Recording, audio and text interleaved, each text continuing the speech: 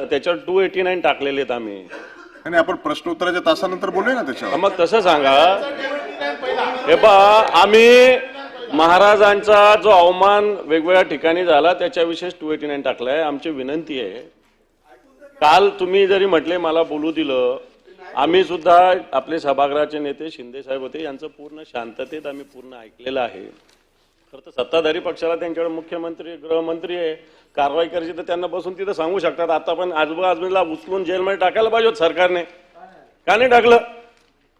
ते सरकार करत नाही. एकीकडे कारवाई झाली पाहिजे, हे झालं पाहिजे, गोड गोड आणि गोल गोल बोलतात.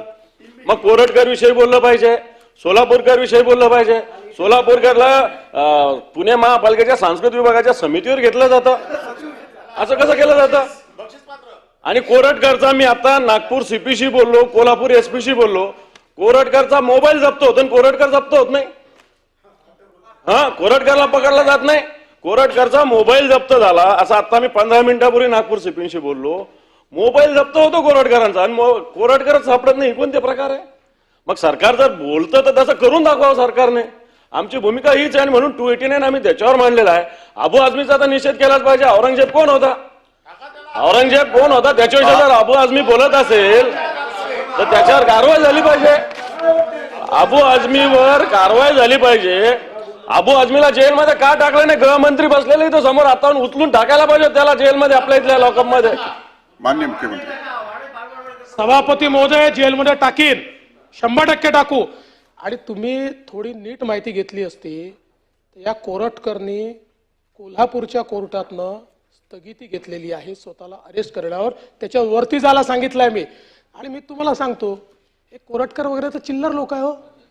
मला सांगा, जितेंद्र आव्हाड काय बोलत? त्याच्यावर कधी निषेध नाही केला तुम्ही?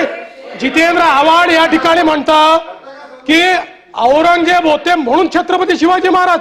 औरंगजेब किती बलाढ्य होता, महाराज 5 फुटाचे होते, हे रेकॉर्ड होत. त्याच्यात नाही निषेध करत तुम्ही. असं सिलेक्टिव्ह करू नका. नाही केला तुम्ही, नाही केला त्याचा. आणि आणि आणि त्याच्या पलीकडे जाऊन सांगतो, त्याच्या विरोधी पक्ष नेत्यांनी बोललेलं सगळं ऐकलेलं आहे. उत्तर ऐका ना आपण. जवाहरलाल नेहरूंनी, उत्तर ऐका ना आपण. जवाहरलाल नेहरूंनी डिस्कवरी ऑफ इंडिया मध्ये छत्रपती शिवाजी महाराजांच्या विरोधी पक्ष नेत्याचं म्हणणं ऐकल्यानंतर माननीय मुख्यमंत्री आपण जरा जागेवर बसा. त्याचा निषेध करणार आहात का? पंडित जवाहरलाल नेहरूंनी